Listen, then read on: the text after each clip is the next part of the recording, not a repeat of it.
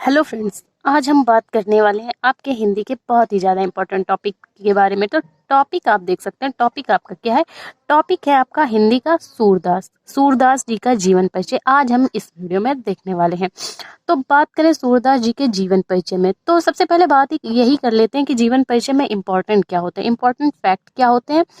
तो जीवन परिचय में इंपॉर्टेंट फैक्ट होते हैं, पहला स्मरणीय बिंदु। सबसे पहले हमें जीवन परिचय में क्या देखना होता है, स्मरणीय बिंदु, जिससे एग्जामिनर को पहले ही ऊपर ही हाईलाइट हो जाए स्मरणीय बिंदु के माध्यम से कि बच्चे को आता है और वो किस तरह अपना कर रहा है, एकदम सफाई से क्लियरिटी आए। ठीक, तो सबसे पहला टॉपिक होता है आपका स्मरणीय बिंदु। ठीक, जैसा कि हमने स्मरणीय बिंदु लिखे हैं जो मेन टॉपिक्स हैं। ठीक, तो सेकंड नंबर होता है जीवन परिचय। कवि हो चाहे गद्य का हो चाहे पद्य का, पहले स्मरणीय बिंदु, फिर उसका जीवन परिचय कि उसके जीवन में क्या क्या घटनाएं हुई, फिर क्या होता है कृतियां या साहित्यिक परिचय, मतलब उसने साहित्य में, उस साहित्य में या अन्य साहित्य में उसने क्या किया और उसका साहित्य में स्थान क्या है और उसकी कृतियां क्या है। तो ये कुछ पॉइंट्स होते हैं जिनको आपको फॉलो करना है। ठीक, तो बात करें अब इसके स्मरणीय बिंदु की, तो चलिए देखते हैं कि सूरदास जी के जीवन परिचय के स्मरणीय बिंदु। तो जो सूरदास जी का जीवन परिचय है वो बोर्ड पेपर में बहुत ही ज्यादा इंपॉर्टेंट है, बहुत ही वेरी वेरी इंपॉर्टेंट जीवन परिचय है। इसको बोर्ड एग्जाम में बहुत ही ज्यादा पूछा जाता है। तो चलिए बिना टाइम वेस्ट किए इसके स्मरणीय बिंदुओं को देखते हैं। ठीक, तो सूरदास जी की बात करें तो इनका जो जन्म हुआ था वो संवत 1535 ईस्वी में। इनका जो संवत है वो क्या है, 1535 ईस्वी में, और जो इनका सन है वो है 1478 ईस्वी में। सूरदास जी का जन्म सन 1478 ईस्वी में हुआ था। ठीक, मृत्यु की बात करें तो मृत्यु हुई थी संवत 1640 ईस्वी में। इनका सन है 1583। तो आप देख सकते हैं जन्म 1478 ईस्वी में और जो मृत्यु है 1583 ईस्वी में हुई। ठीक, तो बात करें इनका जन्म स्थान, इनका जन्म हुआ कहाँ पे था, स्थान कौन सा था। जन्म स्थान है आपका रुनकता। इनका सूरदास जी का जन्म 1478 ईस्वी में रुनकता नामक ग्राम में हुआ। ठीक, तो आप ऐसे करके जीवन परिचय की रचना कर सकते हैं। इनके पिता का नाम पंडित रामदास, जो कि क्या थे, ब्राह्मण सारस्वत थे। इन स्मरणीय बिंदुओं के माध्यम से ही हम आपका जीवन परिचय करवा रहे हैं और फिर आपको थ्योरी भी इसकी हम करवा देंगे। ठीक, तो इनके पिता का नाम पंडित रामदास था, जो कि क्या थे, ब्राह्मण सारस्वत ब्राह्मण थे। ठीक, इनका जो काल है, इन्होंने किस काल में रचनाएं की, इन्होंने भक्ति काल में रचनाएं की हैं। ठीक, इनका जो काल है वो भक्ति काल है। इन्होंने कौन कौन से रस यूज की हैं अपनी रचनाओं में, इनके प्रमुख जो रस हैं वो श्रृंगार रस है और वात्सल, क्योंकि सूरदास जी क्या थे, कृष्ण प्रेमी थे। वो कृष्ण की जो लीलाएं थी उनकी कल्पनाओं पे आधारित श्रृंगार और वात्सल रूप में उनको अपनी रचनाओं में प्रकट किया है। ठीक, तो इनकी प्रमुख जो रचना है, जो सबसे ज्यादा फेमस है, वो है आपकी सूर सागर। सूरदास जी की जो प्रमुख रचना है वो है सूर सागर। तो बात करें, ये बात हुई प्रमुख रचना इनकी सूर सागर है। तो अन्य रचनाएं जो हैं वो कौन कौन सी हैं, तो अन्य रचनाएं आप देख सकते हैं सूर शारावली और साहित्य लहरी। सूरदास जी की जो अन्य रचनाएं हैं वो सूर शारावली और साहित्य लहरी हैं। इनको जो ये कवि हैं वो कैसे हैं, ये अष्टछाप छाप के कवि हैं। सूरदास जी अष्टछाप के कवि हैं। ये कभी कभी शॉर्ट टाइप में पूछ लेता है। ठीक, कि सूरदास जी अष्टछाप के कवि कौन से, तो आप क्या बताएंगे, आपका आंसर क्या होगा, सूरदास जी। ठीक, तो ये बहुत ही इंपॉर्टेंट है, आप इसको बहुत अच्छे से ध्यान में रखिएगा। ठीक, तो सूरदास जी के उसमें क्या होता है कि जब वो रचनाएं करते हैं तो लास्ट में सूर लिख के आता है, सूर लिख के आता है। ये जो सूर है वो लिख के आता है। तो आप कैसे पहचाने, सूर से ही समझ जाइएगा कि वो सूरदास जी की रचना है। तो ये हुई बात स्मरणीय बिंदुओं की, कुछ इंपॉर्टेंट बिंदुओं के। फर्स्ट स्टेप आप पार कर चुके हैं, तो चलिए सेकंड स्टेप इसका जीवन परिचय देखते हैं।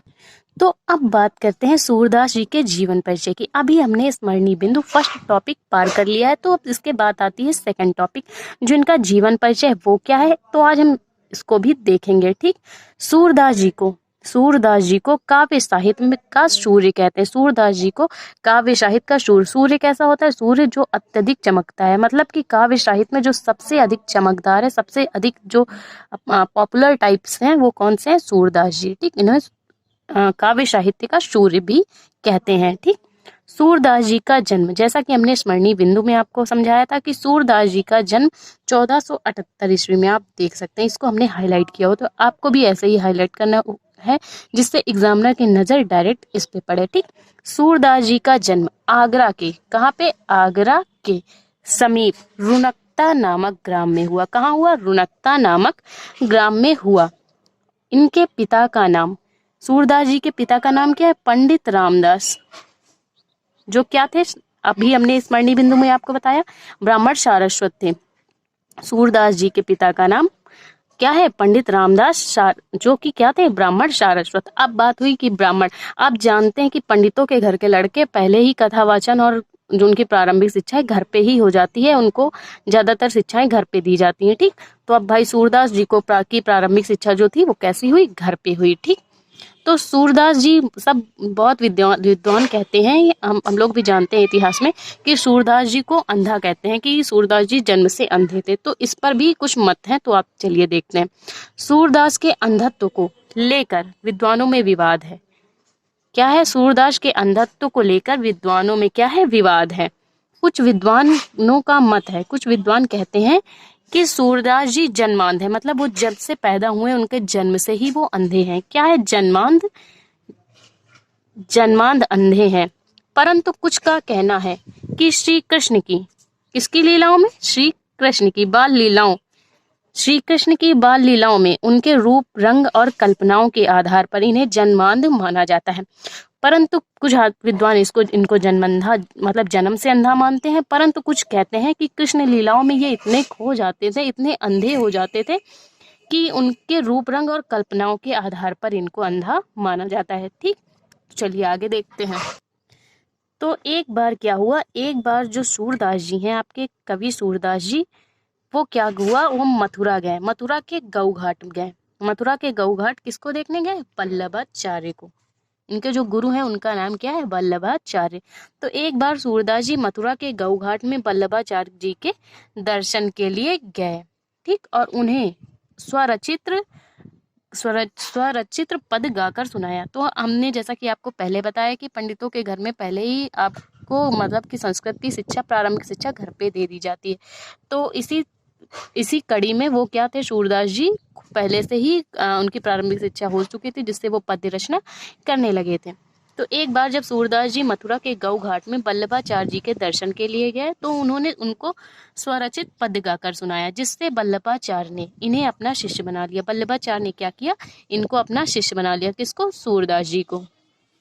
तो आप देख सकते हैं इनके गुरु का नाम क्या है? वल्लभाचार्य। इसको भी हमने हाईलाइट किया है। तो आपको भी पेपर में ऐसे ही करना है, जिससे एग्जामिनर की पहली दृष्टि कहाँ पे पड़े? इसमें पड़े। जितना अच्छा आप करने की कोशिश करेंगे उतने अच्छे आपको नंबर मिलेंगे। ठीक, तो उनको अपना शिष्य बना लिया तथा इन्हें श्रीनाथ मंदिर में, कहाँ पे? श्रीनाथ मंदिर में कीर्तन के लिए नियुक्त कर दिया। कहाँ पे नियुक्त कर दिया? श्रीनाथ मंदिर में कीर्तन के लिए नियुक्त कर दिया। गुरु के कहने पर कृष्ण लीला की रचना करने लगे। कृष्ण लीला का ये कीर्तन करते थे, कृष्ण की लीलाओं का, और उनके ही पदों का ये रचना करते थे। गुरु वल्लभाचार्य के पुत्र कौन थे? विट्ठल नाथ।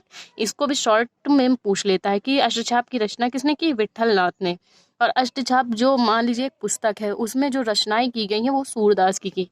तो अष्टछाप के कवि कौन है? अभी हमने आपको स्मरणीय बिंदु में बताया कि सूरदास जी अष्टछाप के कवि हैं। तो वल्लभाचार्य के पुत्र विट्ठल नाथ ने अष्टछाप की क्या की? स्थापना की, जिसमें सूरदास के पदों को स्थापित किया गया। ठीक, सूरदास जी कृष्ण लीलाओं का वर्णन करते हुए सन 1583 ईस्वी में मथुरा के पारसौली नामक ग्राम में इनका निधन हो गया। 1500 कितने ईस्वी में? 1583 ईस्वी में मथुरा के पारसौली नामक ग्राम में इनका देहांत हो गया। तो अब बात आती है इनके कृतित्व एवं व्यक्तित्व की। तो पहला आपने देखा स्मरणीय बिंदु, दूसरा देखा जीवन परिचय, तीसरा आता है आपका कृतित्व और सूरदास जी का व्यक्तित्व कैसा रहा काव्य रचनाओं में। ठीक, तो सूरदास के पदों का संग्रह किस में मिलता है? सूर सागर में मिलता है। सूरदास जी के पदों का संग्रह सूर सागर में मिलता है। वहीं इनका जो दूसरा प्रसिद्ध काव्य है साहित्य लहरी। दूसरा प्रसिद्ध काव्य कौन सा है? साहित्य लहरी। ये शॉर्ट टाइप में एक नंबर में ऑब्जेक्टिव क्वेश्चन में पूछ लेते हैं, तो इनको हमने इसीलिए हाईलाइट किया ताकि आप याद करते रहें। जिससे इनके दूसरा प्रसिद्ध काव्य साहित्य लहरी है, जिसमें क्या है? दष्टकूट पद है। इसमें रस, अलंकार एवं नायिका का भेद का वर्णन है। वहीं सूरदास जी द्वारा रचित गोवर्धन लीला, नाग लीला, पद संग्रह, शूर पचीसी, नल दमयंती आदि ग्रंथ भी प्रकाश में आए हुए हैं, ठीक। परंतु सूरदास जी का सूरसागर, जो सूरसागर है वो क्या है, जगत विख्यात है। सबसे ज्यादा विख्यात कौन सा है, सूरसागर। सूरदास जी का सूरसागर सबसे ज्यादा विख्यात है। तो आई होप आपको सूरदास जी का जीवन परिचय समझ में आया। अगर आपको अच्छा लगा वीडियो तो प्लीज वीडियो को लाइक और हमारे चैनल को सब्सक्राइब करें। इसी तरह के अन्य कवियों की और जो गद्य रचनाओं वाले आपके लेखक हैं उनके भी जीवन परिचय हम स्टेप बाय स्टेप अपनी प्लेलिस्ट में जोड़ते रहेंगे। तो आपको अगर किसी में कंफ्यूजन हो तो जाके प्लेलिस्ट चेक कर सकते हैं। Thank you for watching this video.